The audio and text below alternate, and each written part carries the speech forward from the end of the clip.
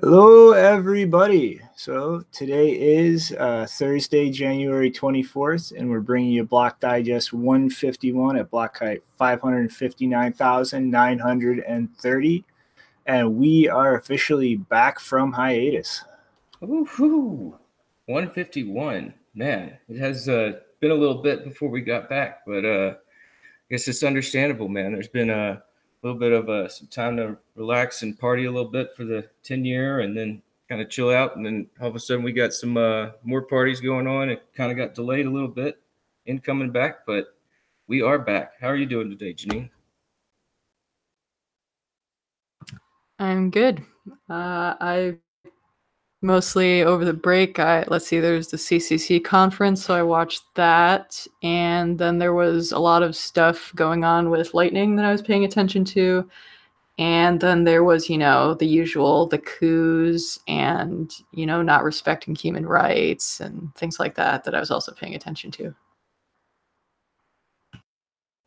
Yeah, there's definitely some stuff going on with the whole free speech, yellow vest, all that. That definitely grabbed my attention, and definitely some interesting discussions with the 10-year anniversary and everything going on. And I mean, we got a lot to dig into, but yeah, it was a good time. I mean, like I just relaxed and, kind of got bored for a while, and then had to meet up and kind of got back into it a little bit. And it was some good times, got to relax a little bit more and get bored, but it's coming back to showtime, and then it was time to celebrate because we had a couple of things going on in Chicago and here in Boulder with the Mallards events. Like I was celebrating with them on this whole dispensary deal here in town, and you were celebrating in Chicago with a point of sale and Lightning Network. Like that was a great time on my perspective. How was it on your end?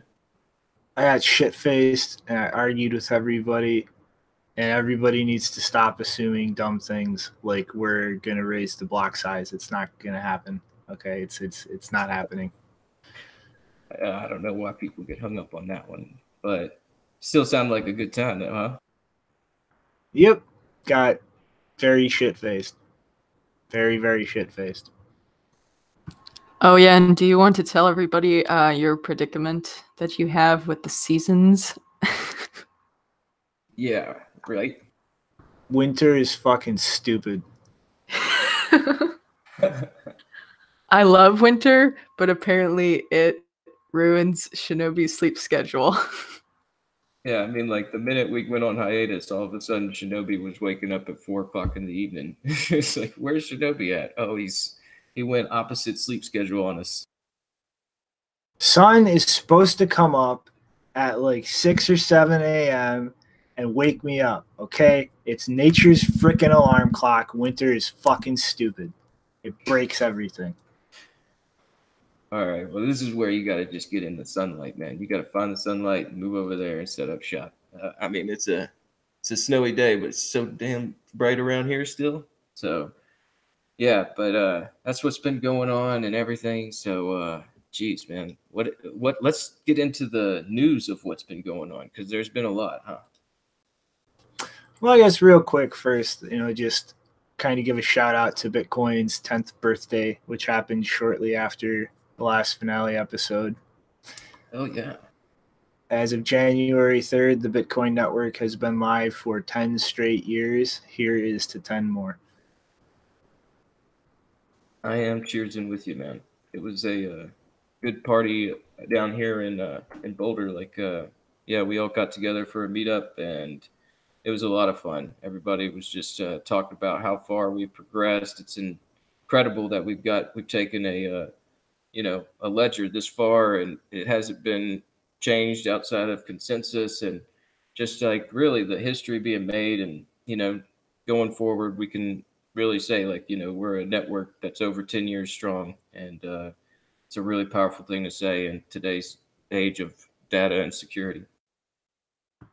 Well, another thing, I don't know if you guys know this, but Assange actually wrote a blog post in January 3rd, 2007.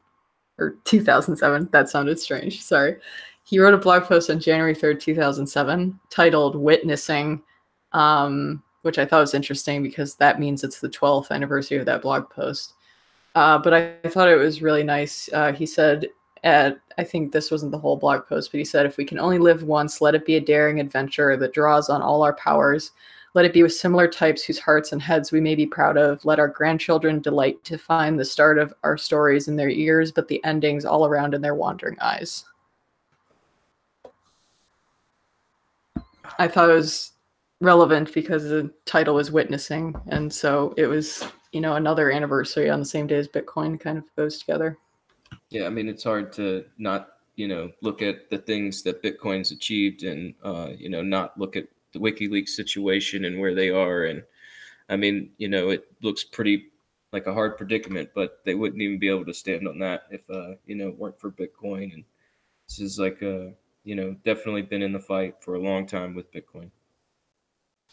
Yeah, another thing Satoshi was wrong about. Alrighty, though. I guess let's just dive right into it. Wait, I have another thing that Satoshi was wrong about that keeps annoying me. You know what it is? He said Tor was decentralized. It's not. I'm sorry, Satoshi, but Tor is not decentralized. All right. Alrighty. First up to bat, Blockstream has a new partnership they've announced with an offshoot of a Japanese company, Digital Garage, called Crypto Garage. And they've also received another 10 million in funding from Crypto Garage. But essentially, they're partnering with this company as well as a financial services firm, Tokyo Tanshi, in Japan, to roll out a series of products for Liquid called SETTLENET. And the first thing that they're going to be launching with this is a financial services agency approved Japanese yen-backed stablecoin. And so this really here is pretty much the first large-scale endorsement and use case beyond kind of demonstration of concepts for Liquid. And really, I think this is going to be a huge thing going forward in terms of the development of the Japanese crypto market, in terms of just both dominance overall regarding liquidity, but as well just a real push forward in terms of how the actual underlying infrastructure for it develops. Obviously the first case off the bat is this is going to be a huge deal for trading desks and over the counter. It's pretty much going to allow just completely atomic transactions for large Bitcoin orders without any, well, I'm not without any, but without the kind of custodial risks that traditional escrow products used for this type of deal entail. Instead of having to pretty much place all of your trust in one entity, the escrow firm, you now have that distributed throughout the entire Liquid Federation and have multiple choices as far as ways to actually get your coin out of Liquid. But that said, you've mitigated a large part of the counterparty risk and can just swap seamlessly between a yen stablecoin and Bitcoin on Liquid and kind of really shake up the way that OTC desks work. I mean, it's really a lot quicker, a lot more seamless. There's a lot less coordination involved in terms of actually getting a trade set up and finalized. You're not going to have to set things up in the escrow, move things around, have the OTC desk really validate things on the bank or the legacy systems end. It's just here's a stable coin, here's the Bitcoin. You match the parties, craft a transaction doing both in one, submit it, and in a minute you're done.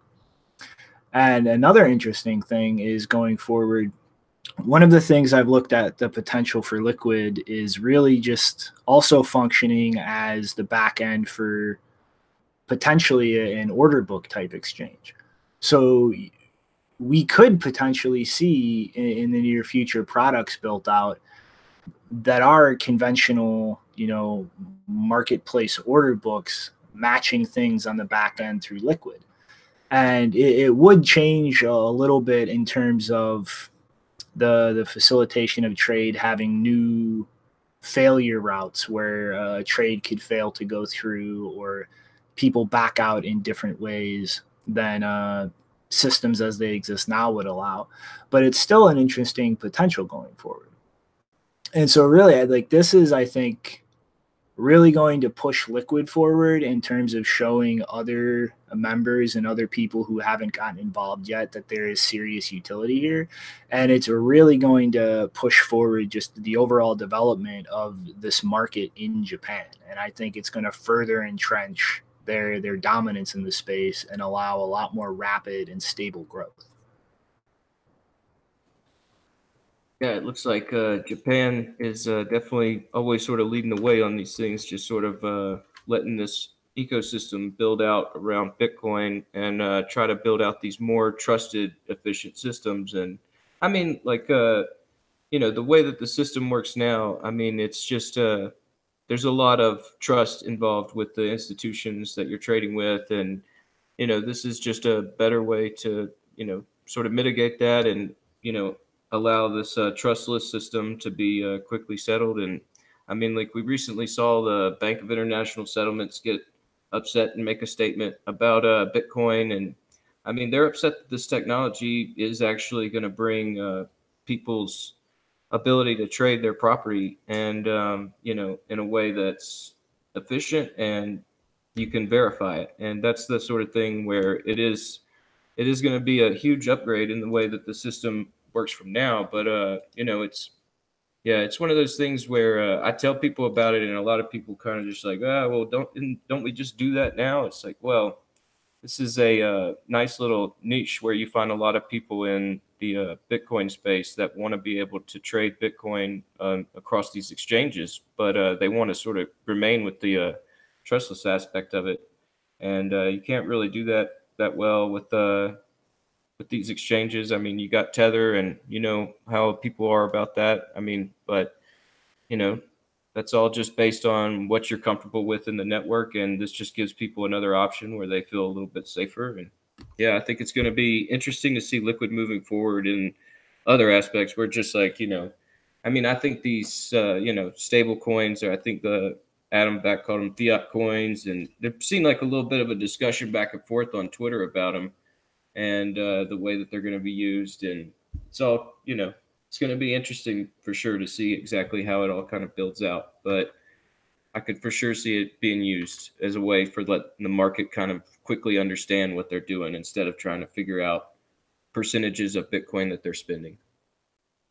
Yeah, I absolutely think that more stable coins are going to be coming to Liquid. And the more we have traditional financial institutions create them, entities that big institutional players are comfortable with, that I think the more this is really going to radically start shifting the dynamics of the over-the-counter markets. I mean, if you really have those entities doing stable coins that traditional players are comfortable with trusting to the degree you have to with a centrally issued thing like that, it's going to enable way more liquidity in this space and just make the entire trading process way more seamless. I mean, it's it really could get to the point to a degree where OTC can wind up being as simple as an actual order book marketplace. And I think that's a hugely important thing going forward, not to mention what this could actually do to order book marketplaces themselves. Right, man. That's where it's if we could build this out, and it's easy to just sort of build these, OTC markets where people have, I mean, like, you could see it, right? Like, everybody's rushing towards it. Like, there's USDC, and there's a Gemini dollar, and there's all these just different companies coming into this where they're trying to play it from different angles to try and grab different customers. And yeah, I think like we should just kind of bleed right into that next story about how Wyoming's trying to get this all regulated. So I've been keeping a close eye on our neighbors to the north here, as well as the legislators here in Colorado, to see how the plans are shaping up for how they intend to legislate Bitcoin and the cryptocurrency ecosystem in the region. That neighbor to the north I'm talking about is Wyoming. Wyoming recently passed a bill, SF0125, the Digital Assets Existing Law, which aims to provide regulatory clarity to companies who intend to do business with the state in the Bitcoin and cryptocurrency ecosystem. Now, along with this bill came a tweet storm from Caitlin Long, who heads up the Wyoming Blockchain Coalition, where she tries to explain the way it's revolutionary for business in the U.S. And there's been some interesting discussion cropped up in the thread, but we'll get back to that in a second. First, here's some language from the bill. This is a summation from the top of the legislation. Quote, an act relating to property, classifying digital assets with existing laws, specifying that digital assets are property within the Uniform Commercial Code, authorizing security interest in digital assets, establishing an opt-in framework for banks to provide custodial services for digital asset property as directed by custodians, specifying standards and procedures for custodial services under this act, clarifying the jurisdiction of Wyoming courts related to digital assets, specifying applicability, authorizing the promulgation of rules, and providing for an effective date. So yeah, there was like that word promulgation. I had to look that up. That's just like about how laws are distributed. And so yeah, this is a legal document. And if you're from the US, you know that these documents can often bring more confusion and bigger barriers to entry for the average person. And these documents usually set the terms for regulatory capture and use legalese to avoid the underlying pressures that will be forced onto those working in Wyoming. For instance, this comes directly from the legislation, another sort of long-winded quote. Digital consumer assets are intangible personal property and shall be considered general intangibles as defined in WS 34.1-9-102A subsection, looks like 14, only for the purpose of Article 9 of the Uniform Commercial Code titled 34.1. These laws are like, I mean, so yeah, that's the quote. All right. And so, like you can tell, it's just like, yeah, it's like they're trying to send you down these other different rabbit holes. And, instead of just being pretty straight up with the language. And, these other documents that help define the legislation are all over the place. Just a couple were mentioned in this example. I think this is just systematic of the bigger problem at hand, thinking every law passed in the United States has to be very open to interpretation and obfuscated rule sets. And honestly, I think Wyoming is trying their best here to break that protocol with this tweet storm from Caitlin, where she tries to explain it all in plain English. Now, that long tweet storm, that's a long tweet storm, and there's it's all linked below, and there's some interesting discussions that you should check out. But I think the most interesting part I started reading into is the way the custody of airdrop forks are planned to work. She says, quote, if you are a directed custodian, all value belongs to your customers, not you, unless you and your clients expressively agree to share forks, airdrops, staking gains. Of course, custodians can still pick which forks, airdrops to support, but must provide a way for customer to claim all unclaimed forks and airdrops, e.g. roll keys and give customers old keys so they have options to claim unclaimed value, and no rehypothecation, which rehypothecation is another word I had to take up. But so now Peter Todd stepped in to say, quote, note that giving customer keys will often be technically impossible due to scaling tech or good security practices, and getting access to fork coins is risky and expensive due to security risk, among others. So no easy answer here.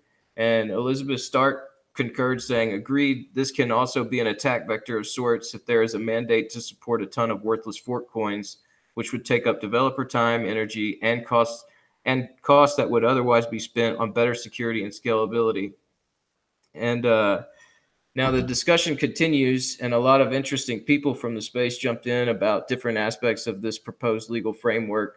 I think this example we just went through shows the way institutions want to break up the trust model of private keys, where private keys held by third parties are still responsible for all possible accrued value from attack vectors they're supposedly trying to secure. It's a weird position, and I think Peter's right saying there's no easy answer. And now, as someone who's been in the Colorado blockchain discussions on new legislation coming down the pipe, which one just passed the House yesterday and is headed to the state Senate, called the Digital Token Act. It passed unanimously. I think the U.S. might be kind of in a bad spot when it comes to actual Bitcoin business in the area. I mean, accepting Bitcoin and using these frameworks mean you'll be operating under another set of consensus rules on top of Bitcoins. And I think that will allow competitors in other countries to capitalize on our inability to just say Bitcoin is money. I'm here on the Front Range, and I'm excited to see the way all this is developing. To be honest, this is a fight of varied interest, and some of the biggest stakeholders around here are ETHOS, Salt, Shapeshift, and the projects they support. Those guys have the ear of the legislators and are most likely going to build out another Bitcoin bit license framework in the state. I don't know, and I'm not sure. As I see this as a fight we are in the middle of, and I'm trying to throw punches back, but it's just me and a few other great Bitcoiners out here who recognize what Bitcoin is trying to achieve. I wouldn't be surprised if in a few years I'm in a small Mexican mountain town where everyone just accepts Bitcoin as money and there aren't all these legal jump ropes. Anyway, that's my 2 cents from my perspective. What did you guys think about this legislation? I know it was, I kind of just grabbed my attention because it's a regional story, but did you guys check it out at all, read into it? I think like a lot of what she's doing out there is incredibly important, and it's mostly kind of dealing with like the issues of property and how that's conventionally handled with legacy financial instruments, as well as like you said, trying to solve issues of how to handle things like derivative assets created through forks. And like I entirely agree with Peter in terms that like it's absolutely not safe to handle like a fork by giving out a key. Like that is just completely not safe. Like Adam Back also pointed out in that thread with a HD key derivation, it's not safe in a lot of wallets to give out individual private keys like that. And even if you use a hardened HD format where it would be safe, like it's still the issue of actually transmitting the key. Any means that you use to do so can be intercepted and those assets lost. And so then there's a legal liability of due diligence in terms of actually transmitting the key and whether you covered your bases properly and whether you should be liable if the customer screws something up and loses that key. I think a much more intelligent way to handle that would just be a generalized system that would allow you to craft transactions to addresses provided by your customers and just let them handle submitting that to the network or using software to claim the fork. But giving out keys, I think, really isn't the smartest idea.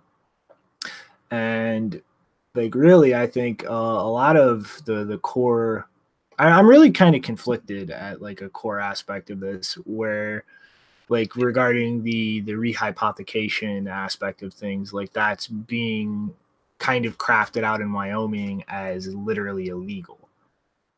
But I still have an issue with some of the regulations that kind of require some people to use a custodian.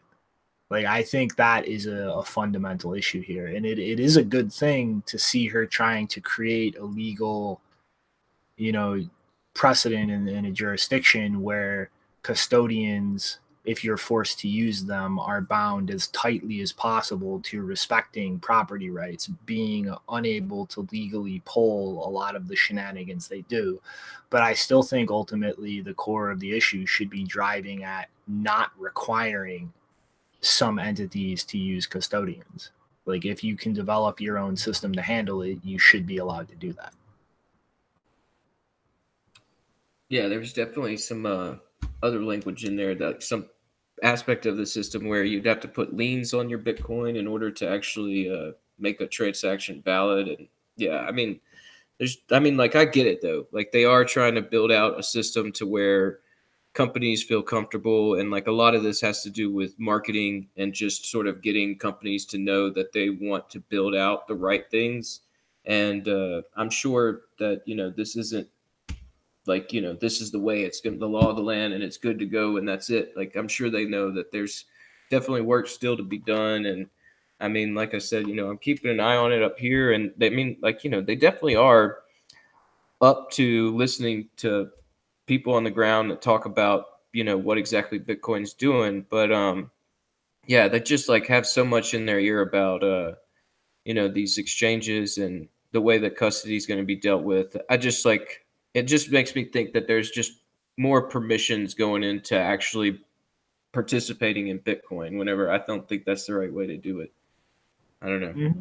Well, I mean, it's like, really, this is like a tactical like path that needs to be walked, and I think she's handling it the right way. Like, first, she is establishing and pushing for legislation in a state where using a custodian doesn't make it their property and you get an IOU. It's still legally your property, and despite them having custody, it has to be treated as your property legally. But I think ultimately, like, this has to move to the federal level and the SEC to get rid of their requirement that certain institutions use a custodian. And so it's kind of like, let's do this first and create custodians that are more respective and protective of your property rights. But ultimately, like, the push needs to move towards getting rid of the legal mandate to use a custodian. Yeah, I think, you know, if they get this built out right, and I mean, like we were just mentioning in the previous story with the liquid side chains, I mean, there is a lot of work to be done with custodial exchanges to where they're actually built out, you know, a lot more robust, and sort of just people don't have to worry about them being the next Polo or whatever, you know, to where people just don't even really want to deal with the ecosystem because they just feel like there's nobody they could trust. And it's something that's necessary. And, you know, I might have my qualms about it, but the reality is, I mean, like, I want this technology to help some markets here in Colorado. And if that's going to happen, then I'm sure that, you know, everybody's going to have to kind of be on the same page and moving above board. So, yeah, Janine, did you have any comment on this Wyoming story before we move on?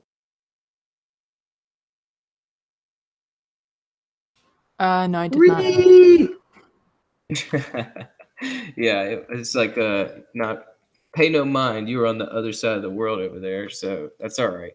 Let's dig into what is going on in this Ethereum supposed fork. Like, what happened? So, yeah, this is another story where it felt pretty local, because the night of the upgrade was supposed to take place. I was at that Boulder blockchain meetup discussing the subject with a few Ethereum devs, and now the upgrade included a bunch of EIPs that was trying to introduce several methods to help their network scale. The main takeaway I got from the developers was it's supposed to include their version of sidechains and a Lightning implementation, as well as this difficulty bomb they've set up, and also a change of the issuance. So it will be a pretty big update, and all that got, and like, you know, this is one of the, a pretty big upgrade, right? It's not a hard fork, supposedly. And all of that got put on hold at the last minute due to a security vulnerability found by the auditing firm Chain Security. And that vulnerability was in EIP 1283, which left the door open for another recursive bug similar to the DAO hack. And now the timing of this whole thing got me kind of suspicious, especially with the added terminology of an upgrade, trying to sort of garner consensus as much as they can. But I'll say this, at least they decided to act on this one. Like, at the meetup, it was kind of funny how the devs recited the DAO hack history without talking about how the bug was exposed before the hack. So it's good to at least see them taking the network seriously enough not to push with a known vulnerability. However, they released the clients early, so that vulnerability is out in the wild somewhere. Now, Ethereum developers are pushing for the Constantinople hard fork in late February instead of a 15th there, I guess it was, with a yet to be determined block height. The buggy EIP 1283 will not be included in this network update. However, they want everybody to upgrade as a network to include this buggy EIP 1283 and then upgrade again to remove it. No, wait a minute. Upgrade with the EIP that's buggy and then upgrade again to remove it. Okay, so this guy is an Ethereum core dev, Peter Silzagi. I'm sorry if I'm destroying that. Says, quote, "This is meant to ensure that test networks and private networks that have already implemented the full Constantinople upgrade can easily implement a fix without rolling back any blocks." Peter goes on to say, quote, "My suggestion is to define two hard forks, Constantinople as it is currently and the Constantinople fix up, which just disables this feature. By having two forks, everyone who actually upgraded can have a second fork to actually downgrade, so to speak." Now, you guys know it's difficult to keep up with all the updates happening on our own network, so forgive me if I don't fully understand this aspect of the difficulty bomb, but Eric Connor took to Twitter to reveal that difficulty bomb had already been activated, and it was supposed to push 3-minute blocks from 4,370,000 blocks, but in fact, it got to the same state as block 7,370,000, which means, quote, "We are currently creeping on slower and slower block times." So it looks like portions of the network did grab the new clients and began updating their system before the vulnerability was announced. Now they are going to upgrade and upgrade again to fix the update, which is supposedly less confusing than saying forks operating inside or outside of consensus. Now, when I was at that meetup, I asked one of the top developers there how they saw this playing out, and he responded exactly how it was supposed to. So it looks like, we are going through.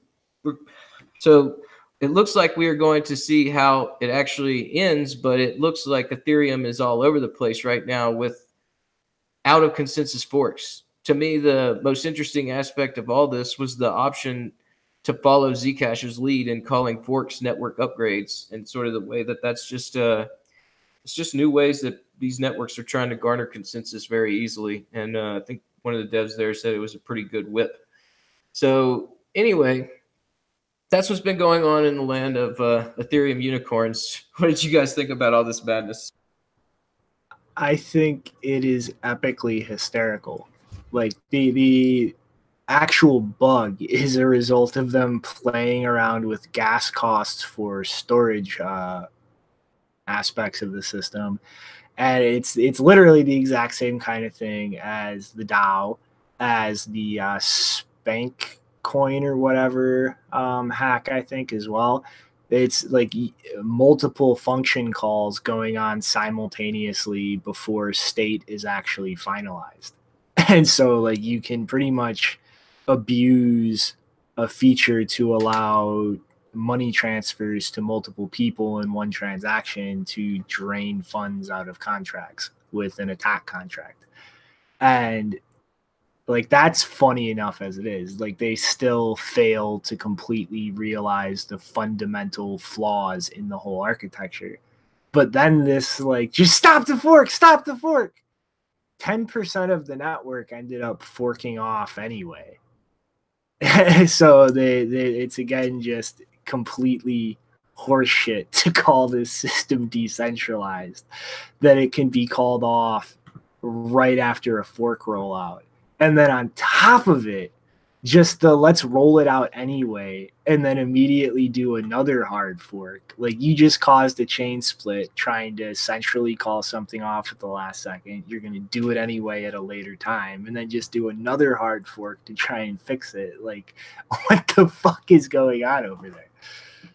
Yeah, and I just want to point out it's so bad that even Afri, who is now considered, I don't know if this is an official thing, but he in the profile it says hard fork coordinator. And he tweeted on the 17th, after telling the entire world to upgrade, of course, my very own node gets stuck on the wrong fork, LOL. So I thought that was great, because it's like even the coordinator is getting messed up. Oh my goodness. Yeah, I mean, like you think like it would be so easy because they got those most of the nodes on the Infura network, but I mean like this is like conspiratorial, but I mean like this guy said this is quote working exactly as it's supposed to. And I just started thinking about like maybe they are trying to just build this, these like mix of forks to like show some contention within the network to say it's decentralized. I don't know. That's just like, speculation. So, yeah. Anything else to say about this madness? Not really.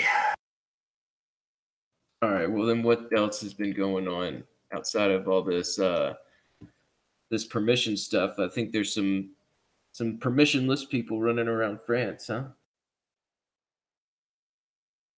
Yeah, what's going on with their latest strategy in the yellow vests?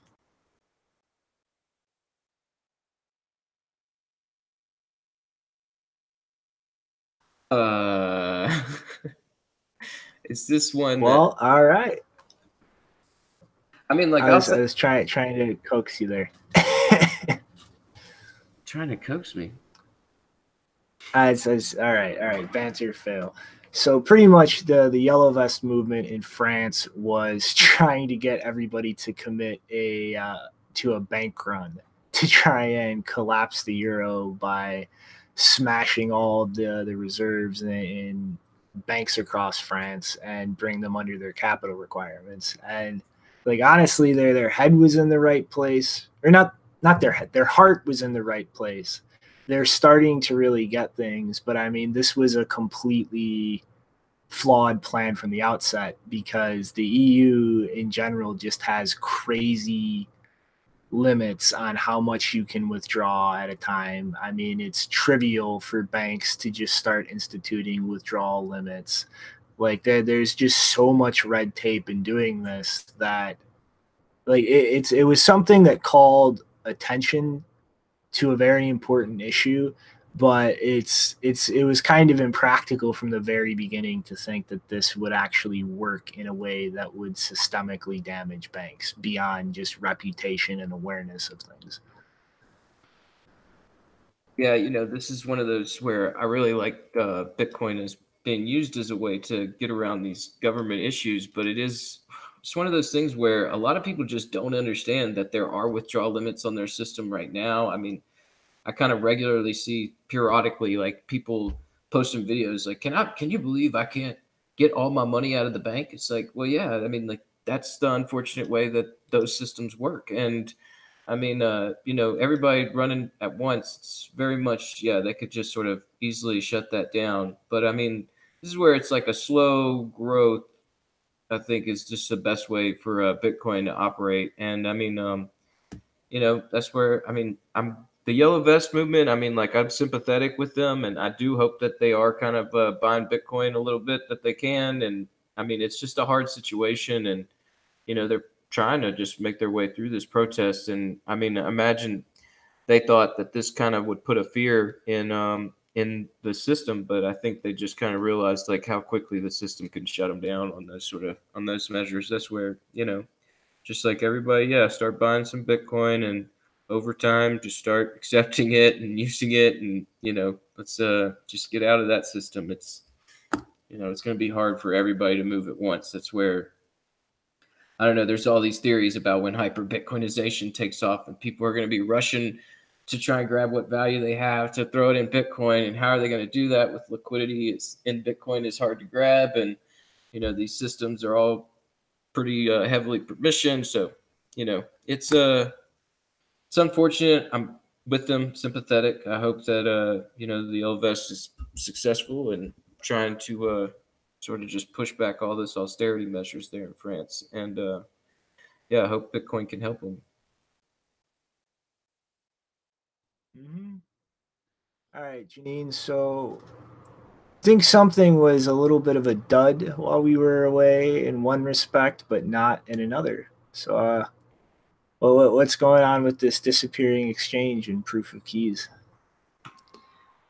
Yeah, so as you probably all noticed, if you watched the last few episodes of Season 5, the Proof of Keys event took place on Bitcoin's 10th birthday. And if you haven't participated in that before, you didn't participate this year. That's basically where users decide to withdraw all of their coins that they know that they have, as far as they know they have, from exchanges or any custodial wallets into wallets where they control the keys, and you can't just have it, withdrawals disabled or stuff like that. And there was a lot of recommendations about updating what is the best practice in terms of not only where to store your keys, but also how to run a full node and connect the two. So since I was already a hodler of last resort, I didn't use any centralized exchanges. I don't use any centralized exchanges. And I wasn't paying close attention to what most of them were doing on that day. But there were reports of various exchanges or hosted wallets having issues with withdrawals or temporary disabling withdrawals on user accounts, including HitBTC, Bitfinex, Poloniex, Purse.io, and Coinbase. Now, it's not really clear whether any of those reports were evidence that any of the exchanges or wallets were necessarily taking a stance against the event, or even that the issues were specifically related to the event, although it's a high probability, because if you have an unusually high number of withdrawals from an exchange, that can cause issues if they don't have a, process in place to handle that. Now, you would have think they would have done that because they knew the event was coming, but maybe they didn't. So it didn't really show insolvency as far as we could tell. But we knew going in that it would most likely cause a backlog in the withdrawal process. Then on January 13th and 14th, about 10 days after the Proof of Keys event, the New Zealand exchange Cryptopia tweeted 3 times in a period of about 12 hours to say, "We are currently experiencing an unscheduled maintenance. We are working to resume services as soon as possible, and we will keep you updated." Then on January 15th, they tweeted a statement to say that they had, quote, "suffered a security breach which resulted in significant losses. Once identified by staff, the exchange was put into maintenance while we assess damages." Now, I don't know about you, but I think this was an extremely poor choice of wording on their part, because now, rightly or wrongly, people will see messages when an exchange says that they are doing maintenance. They will most likely now assume that it may be just a euphemism for, "We are investigating a hack, your money is gone, and we can't tell you, stand by." And then on January 16th, New Zealand police issued a statement that they are, quote, "still in the early stages of inquiry, and they're not yet in a position to say how much cryptocurrency was involved." They also say, "We are aware of speculation in the online community about what might have occurred. It is too early for us to draw any conclusions, and police will keep an open mind on all possibilities while we gather the information we needed." So apparently they were planning to do a forensic audit of not only the exchange infrastructure, but also of the physical office, which I believe is somewhere in Christchurch, New Zealand. And at this time, Cryptopia services are still suspended. So if you had any coins there, like some people did, well, they're probably gone by now.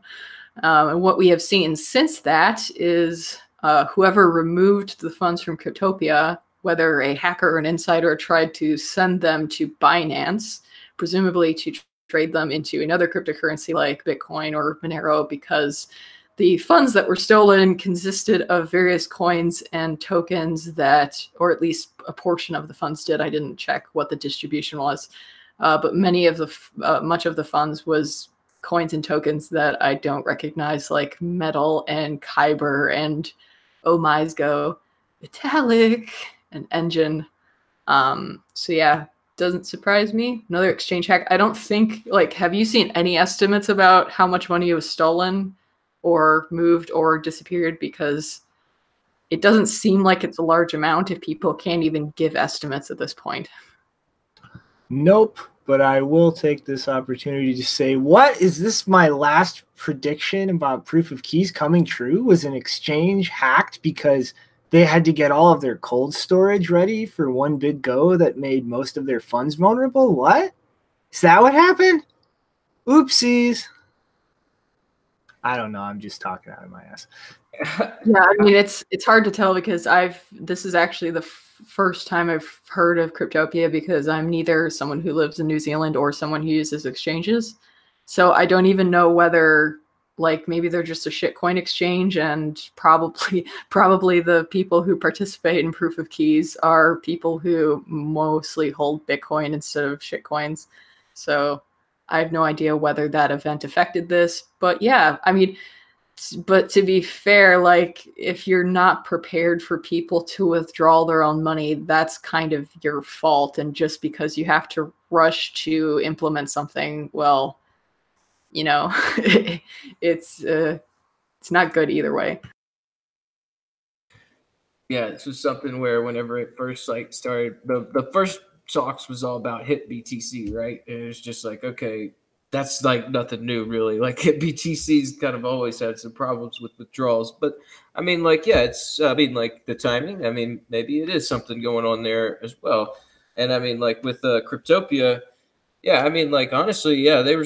I mean, it must have been a small amount. I honestly want to say, like, for some reason, like I saw a tweet about like 10K or something like that. Like it wasn't much, like, but I mean, I have no idea. And honestly, like I mean, I've heard of them. I've heard of Cryptopia a while back. Like honestly, it was pretty funny. Like this whole new artwork thing that we're doing. Like I had Cryptopia in there, and I was like, oh shoot, like I got to take those guys out because I don't know. I mean, like I'd known about these guys for a while, but yeah, to see like them kind of be placed in a tight spot from this movement. I mean, like that's one of those things where, yeah, we were talking about in that episode before it about how it could, create these risks. And, I mean, like that's where some of these, the people supporting it were like, well, this is like going to flush out the bad exchanges and all this. So kind of, I guess, depends on your viewpoint on the whole subject. But yeah, I mean, it was, I was really just more happy about the 10-year celebration. Like,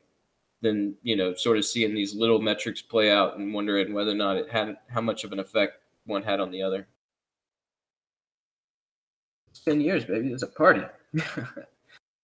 I mean, it's regardless of whether or not this had something to do with proof of keys or not. I mean, ultimately, it's this shit happens, and it just goes to show that these businesses really need to get their shit together in the security department. I mean, there's not really much you can do except hope the ultimate goal of a criminal is cash out into something else, and it can be stopped at another exchange doing that.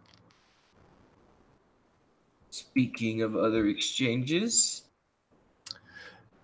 so I'm sure you guys all saw the big ad spam campaign while we were away all over New York, where Gemini was posting up ads and posters and flyers and all kinds of nonsense with stupid shit like crypto needs rules or the future of money. And they've responded to this again with more nonsense about regulation to protect investors from getting burned. And really, I do appreciate that as a business in this space, you're going to have to comply with regulations in whatever jurisdiction you're based out of. I do acknowledge that you have to cover your own ass, but there is a huge difference between a business that acknowledges that as a must and actually resists where they are able and doesn't just bend over backwards and go, yes, sir, thank you, sir, and a business who does bend over like that. And frankly, the more time goes on, the more Gemini just seems like that to me. Like they're not trying to call out the horse shit. They're not doing things like people like Caitlin Long are and actually push back against horse shit regulation and push for a logical approach to things. They're just completely kowtowing to the current regulatory environment and going, yes, sir, thank you, sir. How high should I jump, sir? And fuck that. And one of the things I found pretty entertaining, and I think a lot more people should be looking for places they can do this, is people defacing these ads. For instance, the crypto needs rules. I saw a post on Twitter of someone slapping on a bunch of stickers reading Bitcoin doesn't or says no or something along those lines. And I think like this kind of shit needs to get called out. Like there are sensible things and practices business can take, and then there is ridiculously draconian government regulation. And to kind of slide along into the next topic, and we can talk about both of them at once. January 5th, Kraken released a little infographic looking at the amount of law enforcement information requests they've got in an attempt to kind of push for transparency. And it might not seem like big numbers in net, but we can see in 2015, they received 39 requests, 2016, 71, 2017, 160, and then last year in 2018, it exploded to 475 law enforcement information requests. And it's pretty much been following a very sharp uptrend since 2015. And the ironic thing here is that as a company, only about 20% of their customer base is from the US, while almost 75% of requests from law enforcement agencies are from the US. And it might not seem like, 475 requests is a lot to deal with, but each of those requests has to be ran through their legal department, has to be fought back against. There are cases where they just demand all the information from the exchange. So now they have to reach back to the law enforcement agency. They have to refine and get more information. They have to figure out the specific shit that the agency is actually looking for, all the while dealing with the legal team, dealing with their tech backend and whoever they devote employee-wise to dealing with that aspect of this, to actually identify the correct information and pretty much manage all of this so that they're not just constantly giving all information on all of their customers to any law enforcement agency that asks. And each one of these requests requires that burden. So, like, frankly, it's absurd that for 20% of their customer base, almost 75% of their burden in complying with this shit is from the US. And in true virtue signaling fashion, Shapeshift jumped on board and released the same kind of report. They've actually been receiving a lot less requests than Kraken, obviously, as a formerly not decentralized exchange, but one that doesn't require identification. And it's nowhere near in the same skewed level as Kraken, but there's still around 30% of the requests are coming from the United States. The FBI, the SEC, Homeland Security, Department of Justice, individual states, one from the CFTC, and in the same trend as Kraken, saw a big growth in these requests during 2018. And like this is the exact kind of nonsense that I'm talking about. Like this is pushing companies away from this country because there is huge cost to deal with this type of shit. And the more that this space grows, the more that the cost of dealing with more and more of these requests is going to continue exploding until the point where you're effectively just introducing huge barriers of entry because you don't want to figure out how to do your goddamn job. It's just, divulge information. Violate your customers' privacy. We don't want to actually do police work. Do it for us. And this kind of shit needs to be pushed back against. Like, these companies shouldn't be compelled to even have this information in the first place. Well, this is where in that first story I was talking about with Wyoming, where it's just really hard to figure out what the right touch is on this, right? I mean, like, because regulation's got to be this light touch that, kind of encourages the market and doesn't really restrict it. And this is where, this is a heavy burden on companies to, I mean, not just stay out of the United States, but drop U.S. customers. Like, why am I going to deal with a U.S. customer if all I'm doing is getting requests from the DEA and the Department of Homeland Security and all these different agencies within the United States? And this is where, I mean, like, it's really hard for me to say, like, what the best route is on all this, because, I mean, like we were talking about in that story, I mean, like, custodial solutions and new exchanges that are kind of built out with these systems like Liquid and Lightning that might be what these government regulators favor. I mean, like, these things have to be built out, but you are creating like very sort of like permission systems. And, you know, that's just where it's hard to say. I mean, like right now there's a lot going on with New York trying to draft their bit license. I know here in Colorado, there's a lot going on with a similar type framework.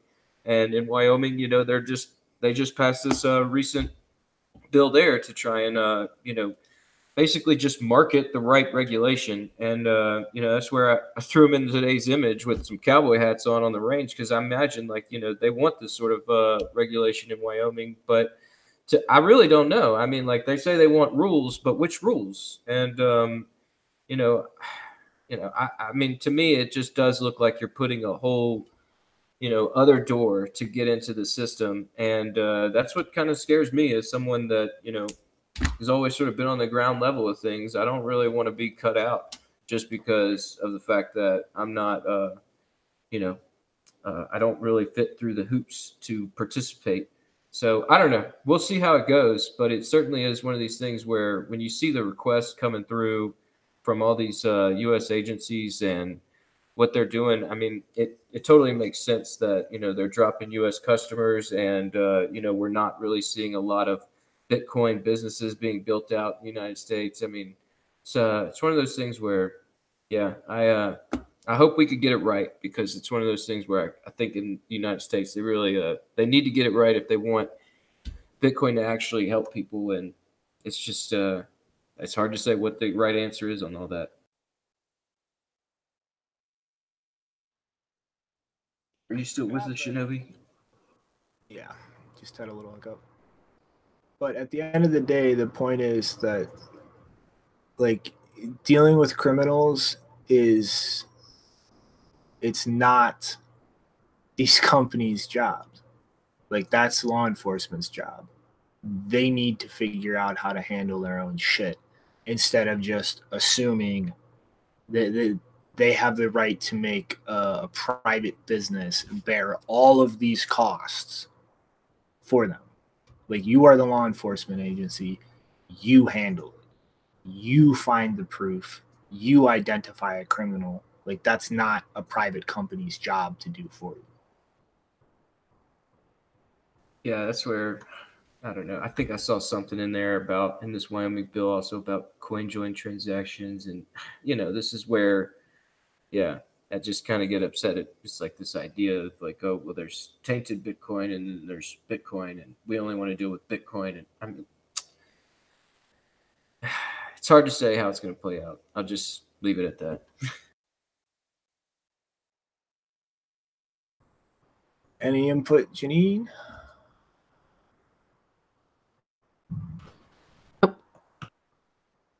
Alrighty then. What's going on with Coinstar?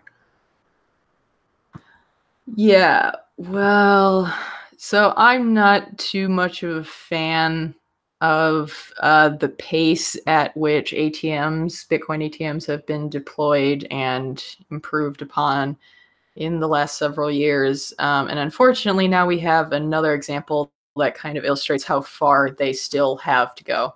It was announced on January 17th that Coinstar kiosks were now offering the ability to buy Bitcoin. Now, that initially that sounds great. They say in the tagline, consumers will benefit from the easiest and most convenient way to join the cryptocurrency economy. Now, for anyone who is not familiar with Coinstar, their main business is building coin converting or coin counting machines, which allow people to take loose change, you know, coins and stuff in aggregate and have them converted into paper cash.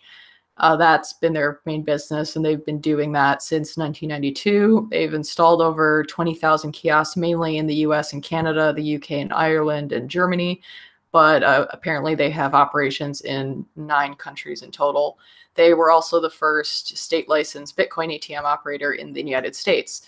And even though that all may sound great, someone who goes by the name of Crypto Paradigm, or Dime for short, on Twitter actually tried to buy Bitcoin from one of their kiosks. They said it was at a grocery store in the local area. And the process did not sound too fun to me. The thread where they describe the process is linked in the video description. And I'll paraphrase some of the choice parts. Basically, Dime put in a modest sum of $25. And by the way, it's a ATM where you can put in cash as well. So you can put in, you're not allowed to buy the Bitcoin with coins, but you can insert cash. So I guess they had to really modify their machines to do that, because normally it was just convert coins to cash. So they put in $25 and received a voucher slip. Then they had to go and sign up for an account at Coinstar, where you are required to give your name, phone number, email, some form of identification, and a selfie. Then they got a message that said it would take up to an hour for a purchase to show up as even an unconfirmed transaction, not even as a confirmed transaction. And there was also a relatively high fee on the transaction when it did not appear to come through. I think he said it was 5 Satoshis per byte or something, which, I mean, that's not the highest fee, but it's still relatively high for $25. And then even after 30 minutes to an hour, I think he said that he was still not able to withdraw from the Coinstar account. So I don't know about you guys, but I'm pretty much not impressed. And I will say point blank that I would probably still not use any ATM which required me to sign up for an account, and definitely not one that requires me to provide identification. The whole reason that I use cash is so that I don't have to use the KYC'd dumb financial surveillance network. So yeah, I'm probably not going to use it. And even if I was willing to be KYC'd, I mean, I think it said you can buy up to $2,500 worth of Bitcoin, which it's not worth it going through that much hassle for even $25. It's just ridiculous.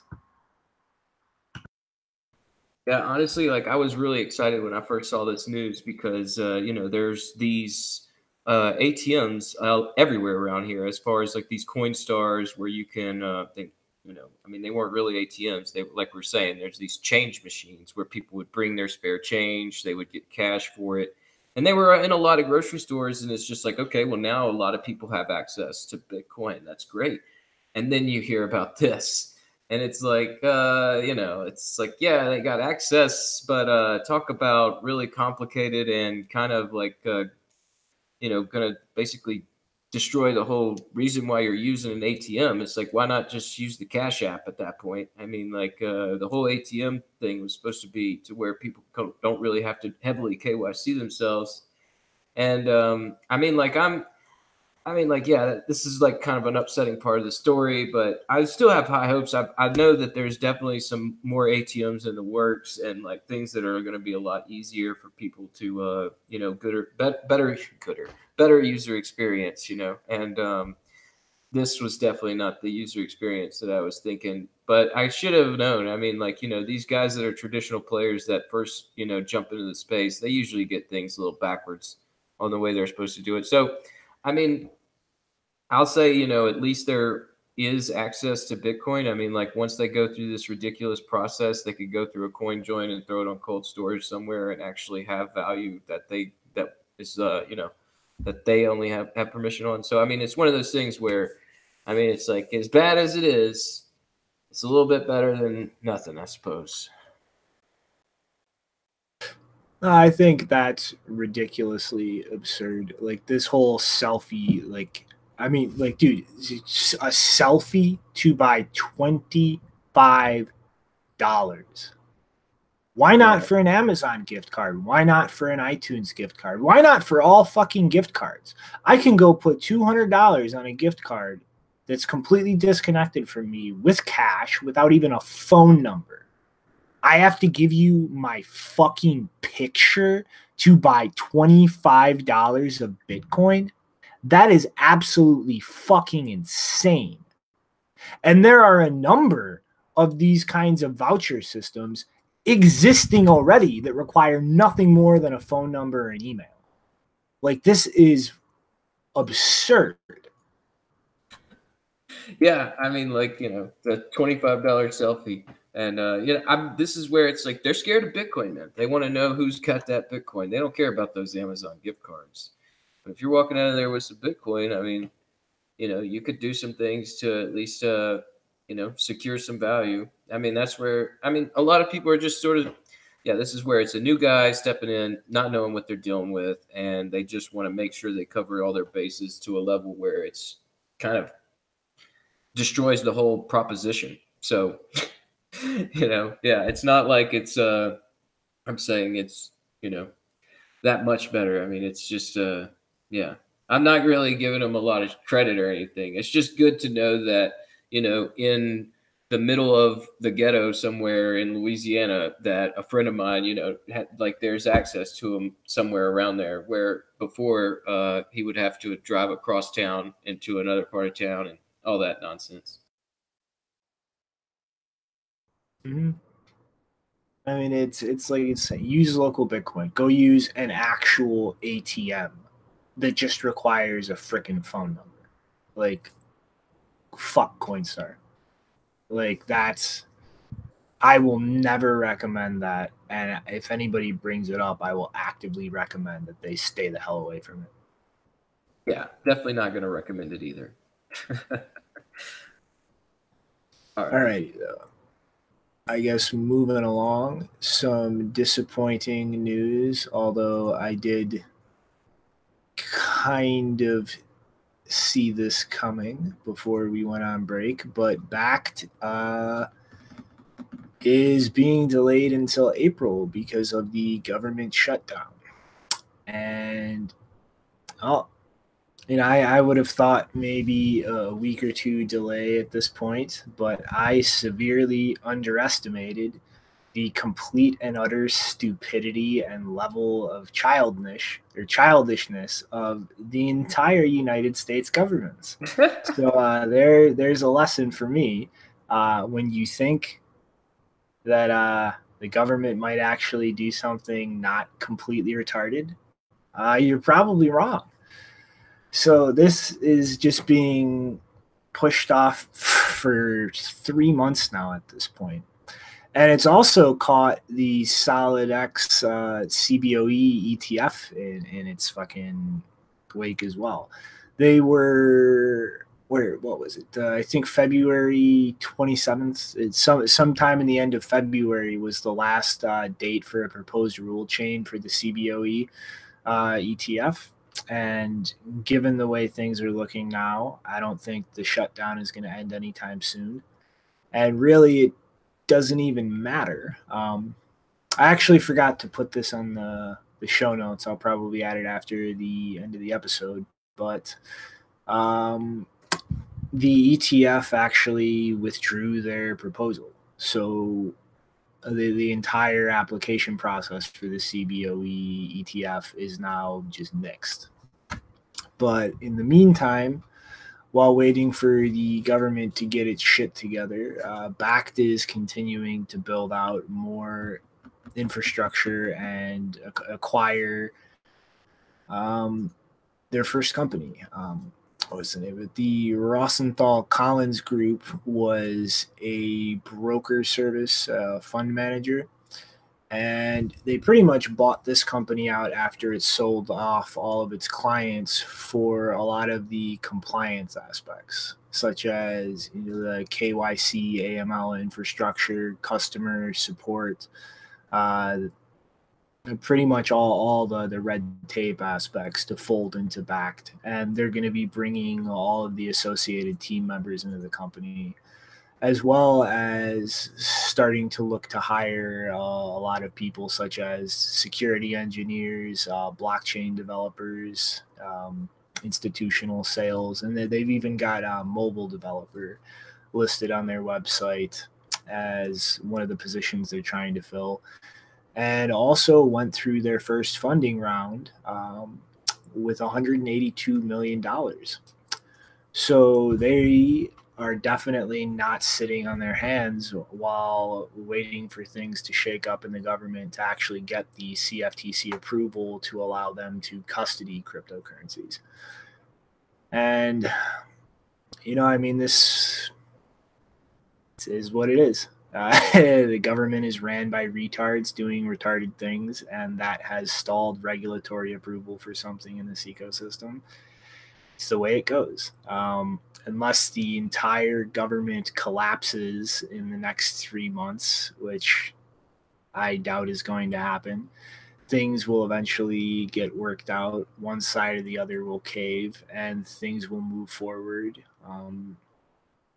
I do not see any reason the CFTC is not going to approve Bakkt and launch around April. So unless this drags on way past February, March, and April, hopefully they actually hit this target date. But I guess we'll see how things go.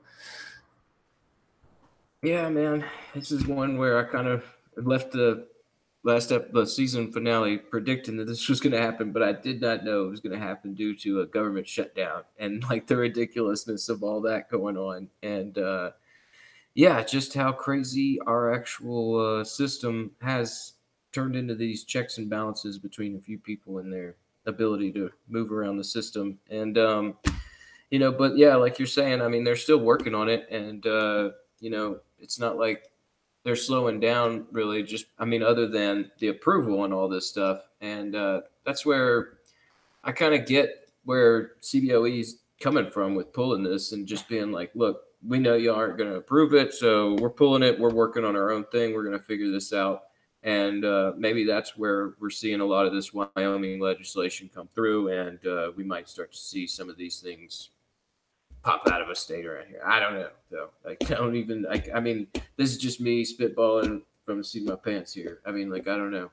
It's, but I mean, it's bound to happen someday, right? Always keep the fingers crossed. I mean, we've been hearing about this thing for 2 years and it's been delayed and pushed. And, it's one of those things where I imagine whenever it comes, it's kind of going to be like, man, I don't know if this was the thing is all built up to be, but I don't know. We'll see. I mean, eventually people will have available options to buy out, buy into the system and, feel like they're doing it through infrastructure that they trust. So, I mean, it is what it is. These types of giant institutional behemoths move slow, and the fact that the entire United States is pretty much two groups of bickering children who do not want to acknowledge reality in any way whatsoever. I mean, this kind of shit happens. But I mean, it's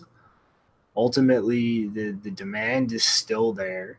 I mean, they're moving towards complying with regulations. They've raised almost $200 million, are still building out all of the infrastructure necessary to operate this product. I mean, it's really just a matter of when the children stop acting like children and actually get down to business. But in the meantime, Bitcoin isn't going anywhere. Bakkt getting delayed by this kind of bullshit isn't going to be the end of everything. So it's just wait for the children to grow up. Yeah. I mean, this is where, I don't know, it's just the whole, shows we do and looking at the way the landscape is formulating with, geopolitics and regulation and everything. I mean, it kind of gets me a little worried about where we're at. But, I mean, I don't know. I mean, yeah, I mean, Bitcoin is certainly still available there. I mean, there's going to be an option. It's just, I don't know if the United States is going to be at the forefront of all that. I mean, looks like is this next story we're going to be talking about with another country possibly using Bitcoin? Yeah, this I am not really putting too much weight behind this until something actually materializes. But Vladislav Ginko a university lecturer at the Presidential Academy of National Economy and Public Administration, made some comments over our hiatus about Russia inevitably diversifying cash reserves into Bitcoin to bypass U.S. sanctions. And he's pretty much like, the central bank of Russia is sitting on around $466 billion of reserves and needs to diversify away from US dollars. And while, yeah, theoretically it would make sense. Like, Vladimir Putin has made some positive, or at least not negative, comments about Bitcoin in the past. And the way that they have been discussing things with Venezuela regarding the petro very cautiously does show some kind of interest, or at least investigation of utilization of cryptocurrencies. But ultimately, you are still talking about the reserves of your central bank. And I find it kind of hard to believe. I believe the figure that was kind of being thrown around everywhere was $100 billion shoved into Bitcoin.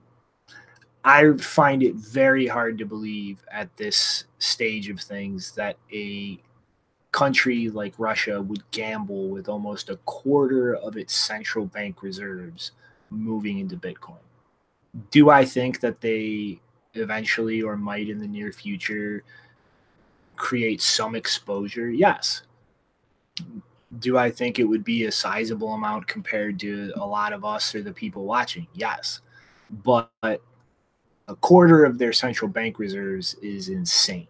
That is a crazy gamble that could have very drastic, consequences overall. And ultimately, like Russia, China, a lot of these countries that are starting to try and move away from the dollar, they're not doing it just because, like, hey guys, let's do this. They're doing it because of the way the United States is continuing to use its influence and position as a political economic weapon. And despite the fact that it probably won't, it could change. And that would really throw a whole new variable into these kind of dynamics. So, I mean, like, yeah, I do think countries like Russia could eventually start moving small amounts of their reserves into Bitcoin, but it doesn't make sense to shove a quarter of your reserves into it. That is an insane risk. And it also, like Flatty just said it in the chat, it makes no sense to announce it. Like, you do not say you are moving into an asset like Bitcoin before you do it. You do it quietly. You accumulate your position, then you say something. Like these, as much trouble as things like central banks cause for the economy, they're not so stupid that basic fact escapes them. You buy first, then say something. So, I mean, do I think that something like this could happen in the near future? Yes. But I think the way this story has kind of been thrown around while we were on break is just way overselling it and way overhyping it. And it's just the scope that it's trying to paint it in is just completely unrealistic in terms of the scale of a quarter of their central bank reserves. Like that aspect of it, I absolutely do not buy. Yeah, I don't think yeah, I think they run with like a little source, like somebody at a dinner that's close to the Kremlin, said this. And I mean, it's definitely something they wouldn't announce. It's something where if they were an announcement, it'd just be like, yeah, we've accumulated this for our reserve on our new crypto ruble or something like that. And I don't know, it's just it's something that I definitely see them doing. I mean, like any nation really that wants to have the ability to transact in this way around these sort of permission systems. I mean, they're going to get Bitcoin, but they are going to be quiet about it. I mean, it's just one of those things that, yeah, it doesn't make sense to announce like this sort of huge leap in your reserve to just like load up on a quarter of your reserve as Bitcoin. So, yeah, I think everybody was a little just, you know, it was like a lull in the news there when this popped up. So it was one of those where I think everybody just kind of ran with it because there wasn't much to talk about. But you know, yeah, I definitely see them doing this. It's just they're not going to announce it. Input, Janine.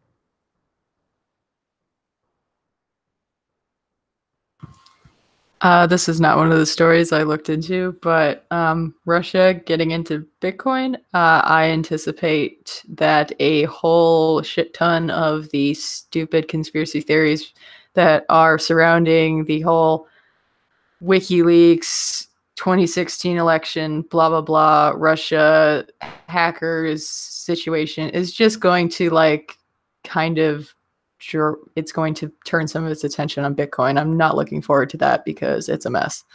That's because you are a Nazi. So seriously, didn't you guys get the memo? We're all Nazis. Wait. Oh shit! They didn't publish that memo yet, did they? I don't know. No, I'm a Nazi. I don't want to see that. I don't see it. That's a funny one. I do not see your conspiracy theories.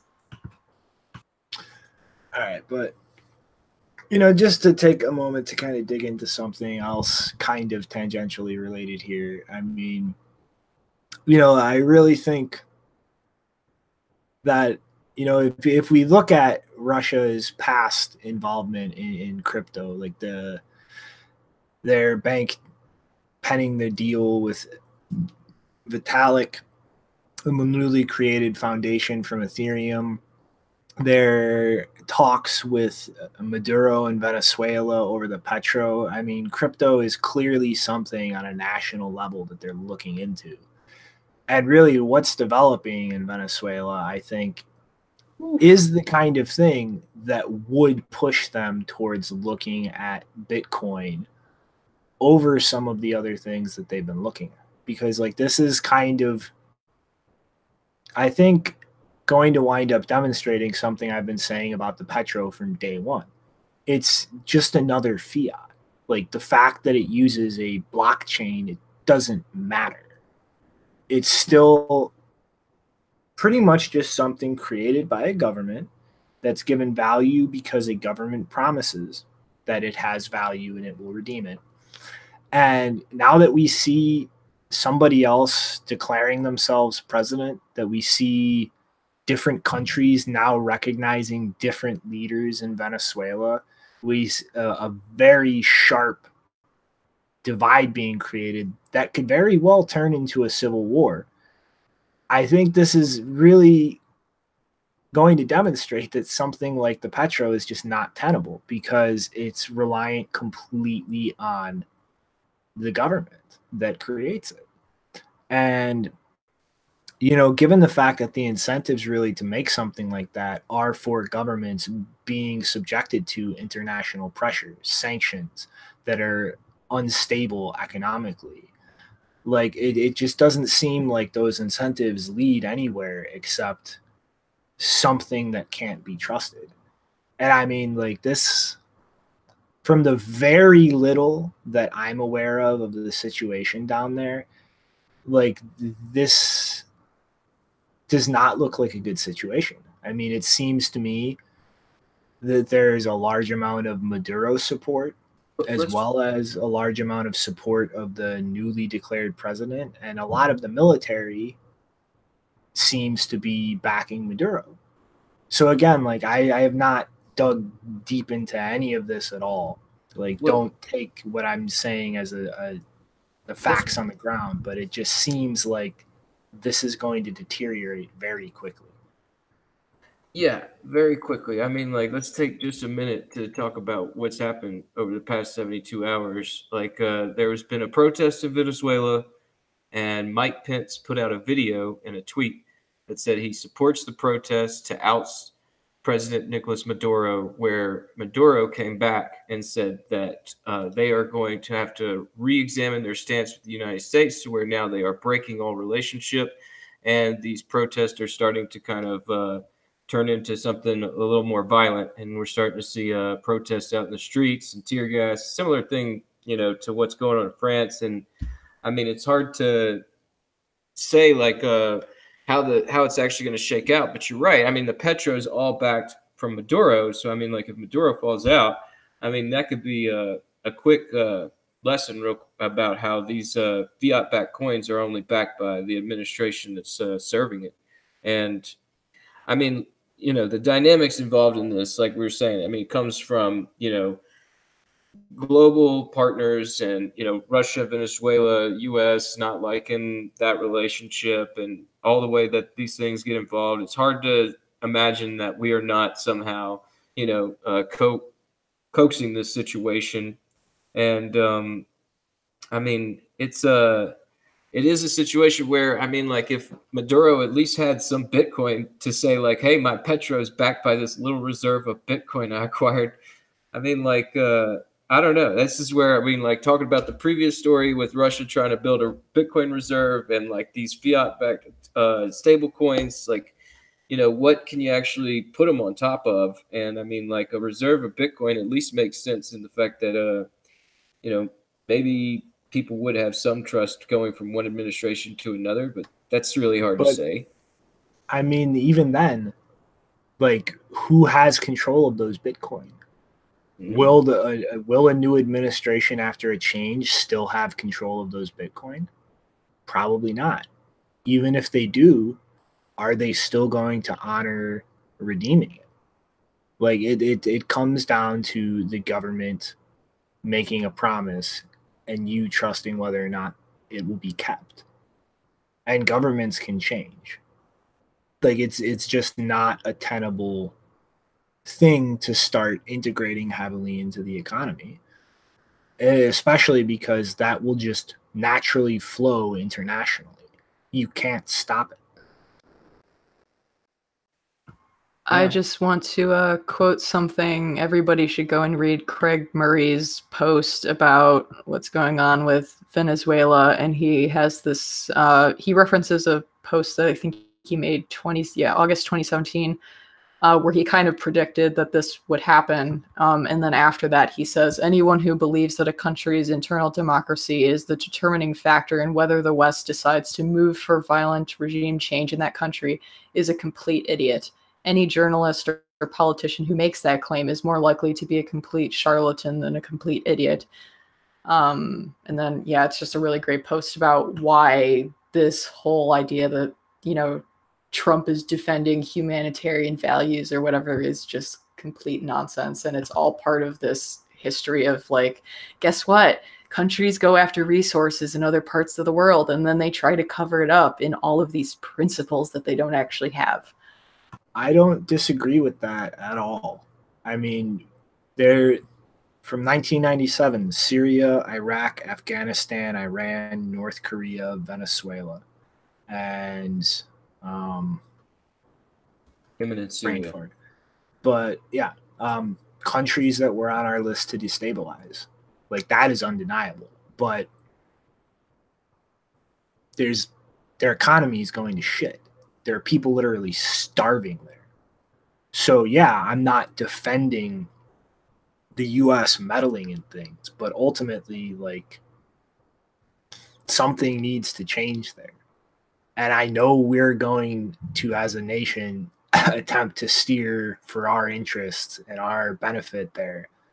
But what's going on there now is just not a sustainable thing for the people of Venezuela. So I get what you're saying, Janine, but I think this is a way more complicated situation than just America bad, America fucking with things.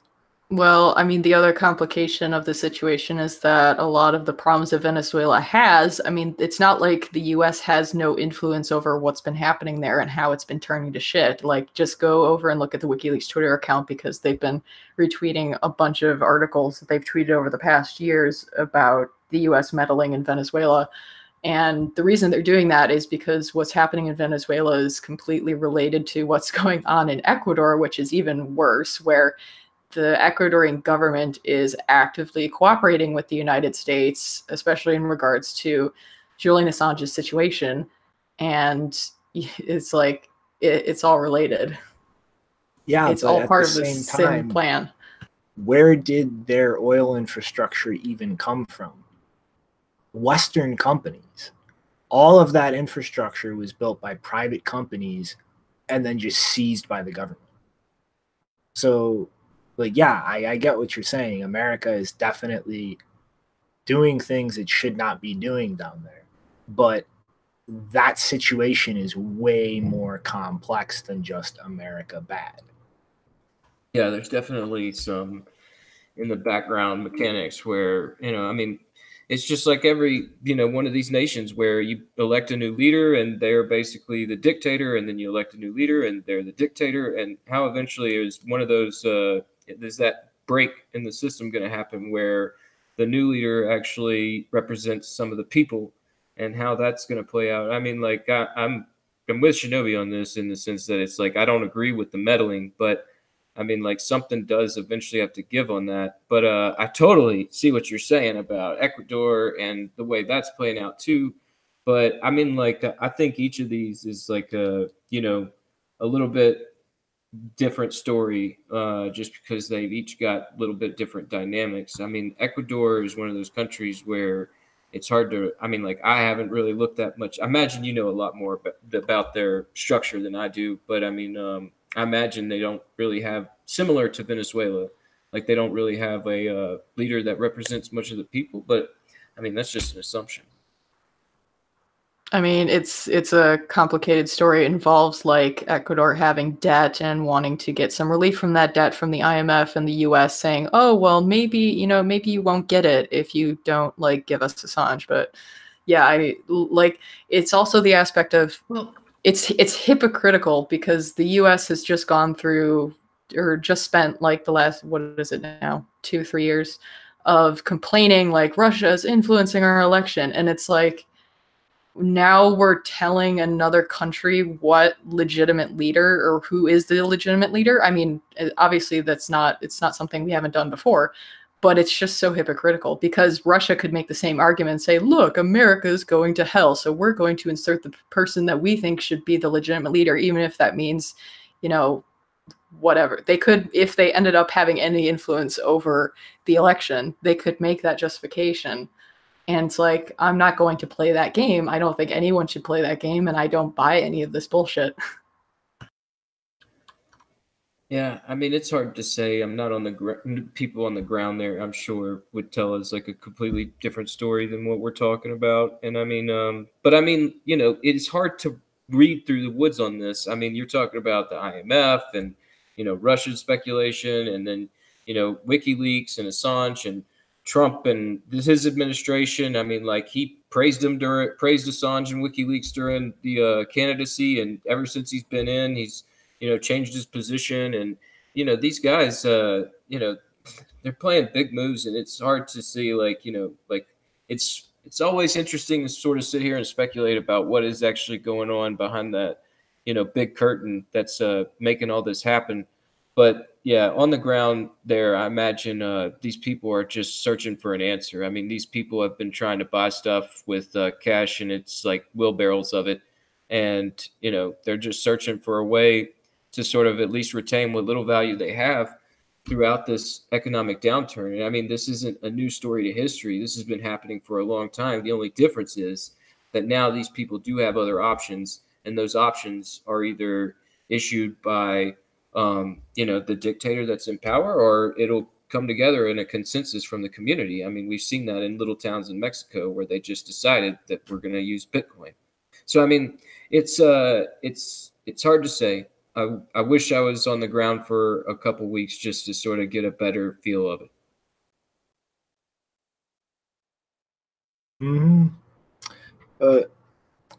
Yeah. I mean, really, mostly what I kind of wanted to touch on there was the dynamic as it relates to the petro and Russia. But I mean, the rest, there's really Like, we're just kind of speculating. Oh yeah, hugely. So let's get back into what it's like for sure. Let's get into some facts again. What's else been going on? So, what did Google do this time, Janine? Oh no. Oh, I mean, they're always doing a lot of shit, but this basically two major whoppers in a small amount of time. Let me find it really quick. So yeah, this is my third. I basically chose 3 stories today, but I split them up so I wasn't talking for a really long time in succession. So this is a true fuck Google moment, because on January 7th, Samurai Wallet announced that they had been forced to disable some really important features in the version of their app that's available through the Google Play Store, due to the fact that Google is increasingly making it even more obvious that they are the enemy of privacy and security. And I do not say that lightly. I completely put the full force of my angst behind that statement. And the features that they were forced to remove include stealth mode, SIM switch defense, and remote SMS commands. If you're not familiar with the app, stealth mode hides the Samurai Wallet app from the home screen of your Android device, in case, you know, someone is looking over your shoulder or someone manages to unlock the phone, or you leave it unlocked. Maybe you don't want the app to be visible on your home screen unless you enter a code. SIM switch defense allows you to create a trusted backup number in the event that the SIM card details of the device on which your Samurai Wallet is instantiated would be modified in any way, such as if someone tried to SIM switch you. And then remote SMS commands then allows you to send distress commands via SMS from that backup phone to your wallet remotely in the case that your phone is lost or stolen, including a remote wipe ability. And so Samurai Wallet, we applied for an exemption with Google months ago, which was rejected days ago, despite our argument that removing such functionality would cause users who rely on those features to be less secure and more exposed. We also provided evidence of the SIM switch defense feature, alerting users countless times to attempted SIM swap attacks on their SIM cards. It made us very proud that our little feature was protecting users from the horrible OPSEC of network carriers, which allow SIM swap attacks to occur. Google does not care about any of this, and Samurai Wallet would have been removed from the Google Play Store had we not complied with this dictate. Now, is all lost? Nope. Because they say, in the coming months, we will expand our distribution model to include self-hosted APK downloads and inclusion in the open source F-Droid App Store, which literally contains only open, free Libra software apps. And those versions will all include those 3 features that Google forced them to remove. You can find out more about this by checking the Samurai Wallet Twitter account, because they've been talking a lot about it over the past 2 weeks. Now, before I go on to part 2 of Fuck Google, discuss. Yeah, I think this is very clear that they just don't give a shit. Because, I mean, their rationale for doing this was to protect users from applications that had excessive access to aspects of their phone, you know, stealing data, monitoring things they had no reason to. But you know, I think it's pretty telling that when Samurai applied for an exemption and their application was clearly looked at before being rejected, it was still rejected. So, I mean, like, they had everything in front of them to see that there was actually reasons that these were features that helped, like, their users maintain security and privacy, and they still rejected it for an exemption. And the funny thing is, like, now they're going through a process of slowly whitelisting things to allow them to access these kind of features in Android again.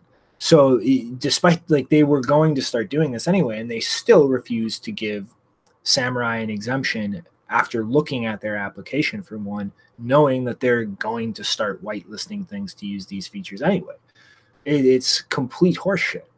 Like, this is like, things done in the name of privacy and security are double-edged swords, and it's just inexcusable when you can clearly see that they looked at this individual case. They did not recognize that it cut the other way and actually do something to protect users as they claim that they're doing this for. Yeah, this is God, man, this is one of these stories that just sort of brings up this, like, where it's like you can just see a clear, stark divide in platforms and companies and people, where it's, you know, like this whole civil war thing going on in Venezuela. I don't know, you know, if people keep following along with this, where it's like, you know, there's one side that believes in privacy and security, due process, you know, and then there's this other side that believes in, yeah, you know, arbitrary decisions in kangaroo courts with whitelists and blacklists and surveillance and, you know, which ways to go forward. And, you know, it's like one side has got Bitcoin and the other side's got Google. I mean, geez, these are big forces. And it's really one of these things that gets me, you know, it's like why I'm here in Bitcoin, man. I stand for whatever is going to bring, you know, people, individual liberties. And that's where I'm standing. And yeah, this whole Google nonsense is just like, you know, it's just very clearly defining what the way they see the system has to be built out. And it's nothing I want to participate with. I don't know. You want to take us into part 2? Yes, so part 2 of Fuck Google is not directly Bitcoin related, but nonetheless, Google is currently working on something called Manifest 3, which is basically their way of defining the performance, privacy, and security policy of Chrome extensions. And it will, it's at the moment, it's still currently in draft form, so nothing is set in stone. But as it currently stands, they are planning to make changes to the web request API that will prevent various ad and content blockers from working. Interestingly, if you read some of the responses to this issue at bugs.chromium.org, Raymond Hill points out that, quote, from the description of Declarative Net Request API, I understand that its purpose is to merely enforce AdBlock Plus, ABP for short, compatible filtering capabilities. It shares the same basic filtering syntax. The described matching algorithm is exactly that of an ABP, like filtering engine. If this quite limited declarative net request API ends up being the only way for content blockers to accomplish their duty, this essentially means that two content blockers I have maintained for years, uBlock Origin and uMatrix, can no longer exist. Beside causing uBlock Origin and uMatrix to no longer be able to exist, it's really concerning that the proposed declarative net request API will make it impossible to come up with new and novel filtering engine designs, as I'll just call it DNR for short. API is more than the implementation of one specific filtering engine, and a rather limited one, which has a 30,000 limit. That's not sufficient to enforce the famous easy list alone. In another response thread, the developer of NoScript said that they would also be impacted by this. NoScript, I mean, I don't know a lot of people who use NoScript in their normal browser, but it's one of the features of the Tor browser. So, you know, that little S snake logo, that's what NoScript is, if you're not familiar with it.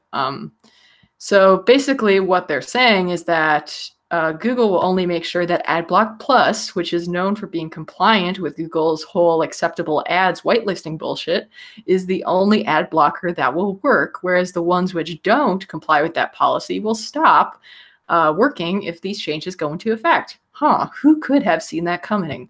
Oh, wait. Yes, we did, because back in early 2017, Google removed a really awesome open source ad blocker that I liked called Ad Nauseam from the Chrome store completely, claiming it was in violation of Chrome's single purpose policy, which states an extension can have a single purpose limited to a narrow focus area or subject matter, for example, news headlines, weather, comparison shopping. If the extension has a narrow focus area or subject matter, then it can offer various functions related to that focus area or subject matter, end quote.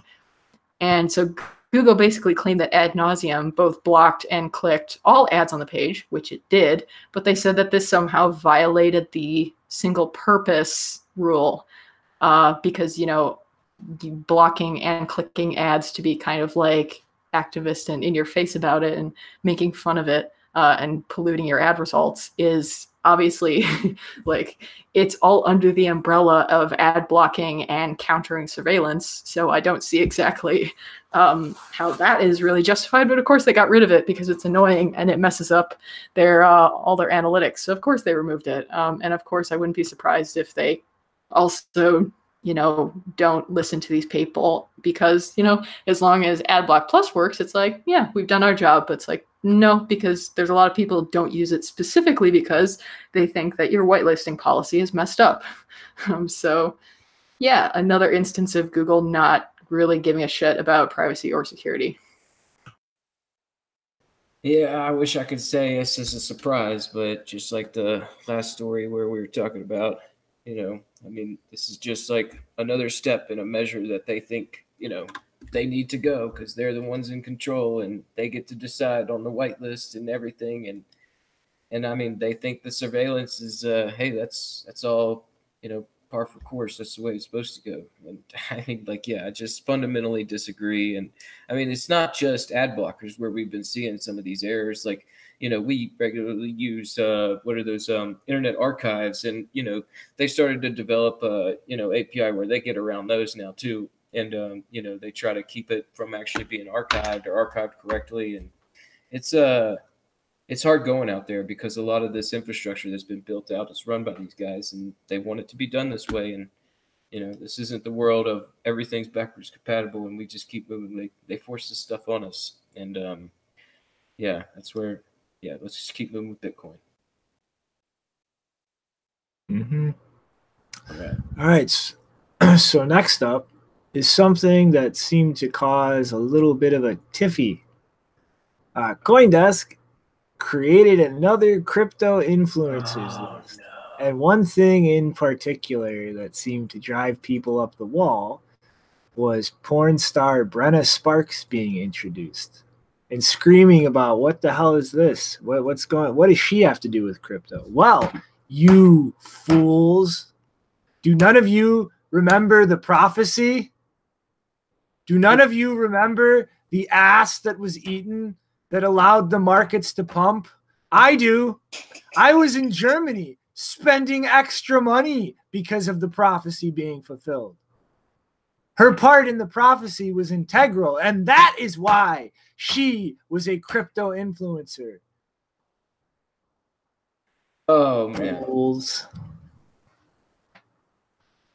Yeah, so I didn't have a particular problem with her specifically being a sex worker on the list. My problem was more with the fact that I didn't recognize like 90% of the people that were on the list, except for Elizabeth Stark. That's the only one I can remember off the top of my head. And the rest were like, some of them were crypto kitty icons. It's like, who the hell are you? I have no idea. And then I think Noriel was on there or something weird like that. Beanie. Oh my God. Yeah. They were all collectibles though. They're all like their own little collectible now. Yeah, I think it was because like someone from that team decided to make collectibles of each of the people on the list. I don't think it was because they were collectibles, but anyway, the problem I had with Brenna in particular was because I think it was before it was announced that she was on the list, but she made this tweet where it was a picture of Vitalik on her laptop and she was jerking off to it, and the text in the post was like, hey, you know, I'm jerking off to Vitalik. And it's like, I'm sorry. Women don't jerk off, okay? They tickle themselves. Okay, we don't have to get R-rated here. I'm just gonna, right, whatever. Anyway, don't have to use gendered language for that. Anyway, I found that to be particularly distasteful because can you imagine what the response would be if any of the male people on the list had, you know, posted regardless of whether they were porn stars or not and making money as part of their profession from this activity. If any of them had posted a video of themselves jerking off to a female influencer, whether they were on the list or not, they would get in a lot of shit. So why is it appropriate when women do it? So much shit. Like, it's just really disgusting. Like, do what you want, but realize, like, this is what I don't fall into this whole ideology that, you know, men are the privileged ones and women are the underprivileged ones. Men and women have separate categories of privileges that do not necessarily apply equally to each other. Now, women may want some of the privileges that are traditionally associated to men. Men may want some of the privileges traditionally associated to women. Maybe it's not equal, but women do have certain privileges. I'm Okay. okay with this particular inequality. Some people are okay with that, but I think the bigger problem of whether or not you are okay with it, you should still recognize that certain privileges do exist for each gender. And for women, apparently one of the privileges is that you can post the kind of content like this and not get in trouble for it and still be listed as an influencer on Coindesk. Yeah, like, I don't know. I think we really just need to get rid of all the list, because this is like, the list always become a problem. So, but you know, I completely agree as far as like, you know, well, I mean, like, my whole thing was I just didn't get where that's like, you know, actually helping the sex worker market. Like, I mean, it's going to be helping her, but I mean, like, the whole, you know, sex worker thing, like, that's where, you know, I think there's a lot more, you know, that story is not really pretty and only going to be on the front of Coindesk. I mean, it's, you know, it's a back page thing. It's something that, you know, doesn't really talk about that much. And yeah, it was kind of weird to see like that sort of just splashed up, you know, hey, there's Chain and this, you know, this is the way, this is the influencer. And I mean, you know, we're spending too much time, like you were saying, Rabini's on there, like Rabini. Get the hell out of here. Like, how has that dude influenced the system at all? Yeah, dude, we're taking way too much time up. These lists got to stop, Coindesk. I am okay with this form of inequality. But next up, though, something very important that happened right after we went off the air. Jordan Peterson and my brain is Dave Rubin announced that on January 15th they would be closing their Patreon accounts in protest of the rampant financial censorship being pushed by payment processors, which was being indirectly coerced by government programs. And, well, the effect was pretty interesting. One thing not in the show notes, although one tweet by Juneseth is there. I suggest you go through Juneseth's feed and look at an analysis of Patreon's business model. I think it's something everybody hyping up the Bitcoin alternative should really look at. It's really a very bloated company with a huge workforce and overhead versus the amount of revenue they're actually bringing in. But the interesting thing regarding Mr. Rubin and Jordan Peterson is after canceling their accounts, the amount of donations being processed by Patreon dropped 10%. So literally 2 people destroyed 10% of that company's revenue. And that's not to mention the number of people already leaving immediately after the banning of Sargon and other accounts. So just the kind of effect that just a few individuals can have on a company like this, it really just shows, you know, not only that people can really have an influence on companies engaging in these kind of policies, but it also goes to show how these kinds of business models really are very fragile things, and something that a small group of people can have a huge drastic effect on. And so, you know, that's something I want to point out with people looking at starting or using Bitcoin alternatives to things like this, is it's a very thin profit margin, and it's a very risky thing that's entirely dependent on the personalities using it.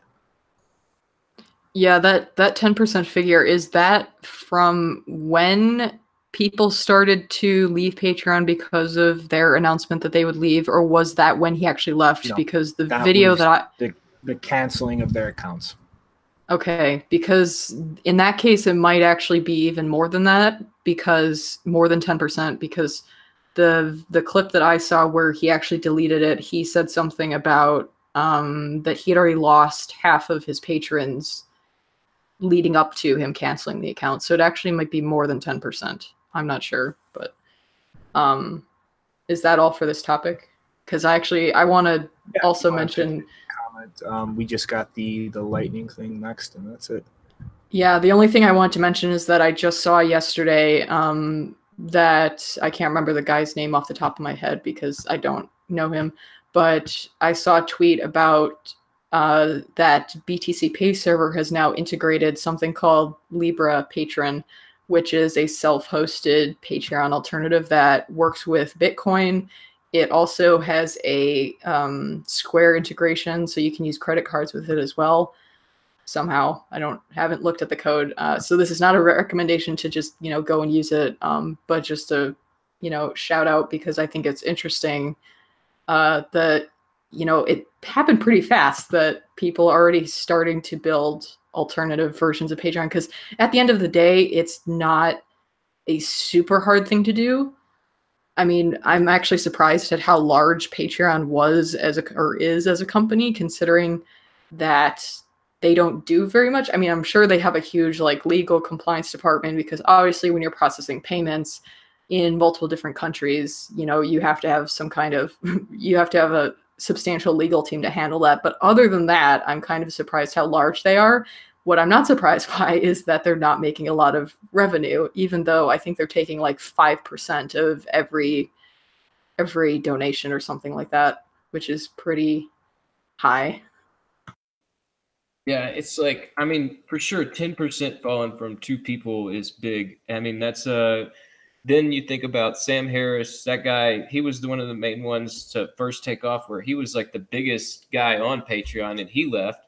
So I imagine that's a good percentage. And I mean, that's a large portion of a network where, yeah, the problem isn't something that can't be resolved. I mean, we could fix that with a Bitcoin solution and cryptocurrencies. And that's why this story was so interesting right before we left for the finale, was because these guys, Peterson and Rubin, they were talking about building out that solution. I mean, maybe that's why you saw so many developers rushing to try and help build this thing, because, there's not just the ability to find funding on somebody that builds it the right way, but also you get a large body of users that all kind of understand that this is, a platform that supports free speech and is censorship resistant, and these amazing qualities that Bitcoin and crypto can provide in the form of content creators. I'm really interested in digging into this Libra Patreon and seeing what exactly is available there, because there was just so many coming down the pipe to where all of a sudden everybody was coming up with subscription-based models and trying to actually solve this problem. And, I'm sure that there is actually a couple of really good options out there. And it's just great to see the community kind of react to a problem where they see not just the financial benefit, but the benefit for the network of these people recognize there's an issue. This thing that we all could solve their issue.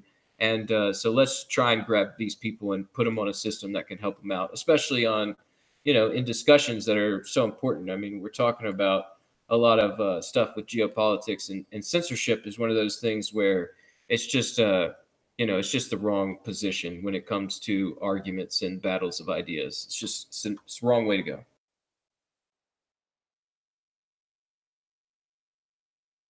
All right. And last up is a pretty silly thing that was going on Twitter. So if you guys haven't seen it yet, Hodlbot started a very screwy social media phenomenon called the Lightning Network Trustchain. And pretty much what he did was make a 100,000 Satoshi payment, I believe it was, to a random person.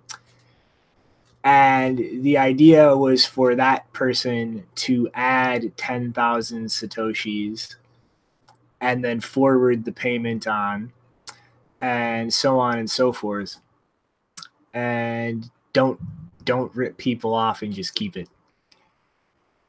And I think it's really the core use, I think, here, or a demonstration of utility, is just kind of stressing the liquidity constraints of the network, with ever-growing payments having to be processed to just completely random people. And it's gotten up to the point where I think it's now over 300 people. Or no, wait, no. I'm just looking at what's not filled in on this graph. Sorry. Okay, 82 people the last time that this Google Docs spreadsheet was updated that have participated in this. And it's gotten to around 2 million Satoshis. So it's halfway to the hard-coded limit on a Lightning transaction right now. And the reason I say that this is silly, although it is nice to see the liquidity stressed, is this completely just like the whole point of the Lightning Network is trustless payments. And this has just become a silly pay it forward, entirely rooted in trust meme. And like as fun as it is to watch and see the liquidity stressed, it's like there is no real utility here. Like there's not anything really useful aside from just memeing and passing money forward until somebody inevitably keeps it. But it's still a really funny thing to see, because it's something that wasn't possible before cryptocurrency, to just randomly forward money around through something like Twitter. And it's just kind of interesting, the kind of weird like social media phenomenon that something like Lightning enables, even though there's really no solid utility for it. It's still a pretty fun, interesting thing. Yeah, this is one of those things where it took me a while to keep looking at it and go like, what exactly is this going to be used for? And it's like, I have no idea. I mean, it's interesting. It is fun to see like these new things being played out, but this is where, yeah, I guess, it'll keep moving until it doesn't. And then we'll know who wasn't trustworthy in the trust chain of Lightning. It's just a funny little thing where, it's hard to say where it's going to go or what actually it's going to be built out for in the future. But I imagine like, either way, it's fun. And I mean, it is helping encourage like, these different aspects being built out there. It's like, let's try all of them. Let's try it all. And, a trust chain with Lightning across Twitter. It's all right. Let's try it. Mm-hmm. What? You need no comment on the meme? It's a meme. You gotta comment on it. No, you memes aren't real. You gotta comment. You're talking to a memetician here. Memes are not real according to Control Freak. Memologist. You gotta comment. Comment. That is my comment. Memes aren't real. Nope, that wasn't a comment on this meme. That was a comment on meme in general. Let's try again. This meme is not real. Yes, it clearly is. It involves. She doesn't trust the trust chain. All right, that's it's hard to believe we just rounded off all the stuff that's happened in a month, or almost a month. Alrighty then. I guess final thoughts time. Janine? Well, my final thought is just a little laugh that I had as I was trying to find a final thought. I did find one. WikiLeaks tweeted that the Trump administration told Icelandic media that it can't comment on the attempts to prosecute Julian Assange due to government shutdown, which is hilarious because it's like, oh, so you can declare an interim president in another country on another continent, but you can't comment on whether you are prosecuting someone who has been like your number one target for basically 10 years now. Like, that's pretty hilarious. Government shutdown. Can't talk about this. But government shutdown, yes, we can. Oh, God, what was that? Uh-oh. That was me clicking the wrong button. But it was still hilarious. Government shutdown. Yes, yes, yes. Yeah, that government shutdown is like probably one of the craziest things I've seen in a long time as far as checks and balances in the US and the way that governance is supposed to play out. It does really look like a bunch of children. Oh, yeah, and I just want to remind everyone that the people who handle all of the US classified information, they're not getting paid right now. So good luck with that. I wonder who will be the next whistleblower. somebody needs some Bitcoin. All right, so my final thought, I don't know if you posted that link in the chat, but it's to a Bitcoin Wednesday presentation of Nopara on when Bitcoin takes over the world. So it's a nice little presentation. Nice, it's a good presentation. I really think Nopara did a really good job, and I think He's wrong about everything. Nah, come on, it's our buddy there. Like, yeah, I think it's really great. It's fantastic to see the space really kind of take to Wasabi Wallet and everything he's been doing. And he really is speaking English good and doing presentations good. It's a great guy, and it's a great presentation. So wanted to put some spotlight on that. Also just wanted to talk about how this season we're going to try and do some more special editions. We're going to try and get some different casts and crew, some different crew out here to talk about different aspects. Again, I know that was one of those things we did for a while, but we kind of put it on the back burner. And there is, I know I've been saying this for like over a year now about working on another podcast, and like that is still in the works. Just wanted to, just let y'all know it is still in the works.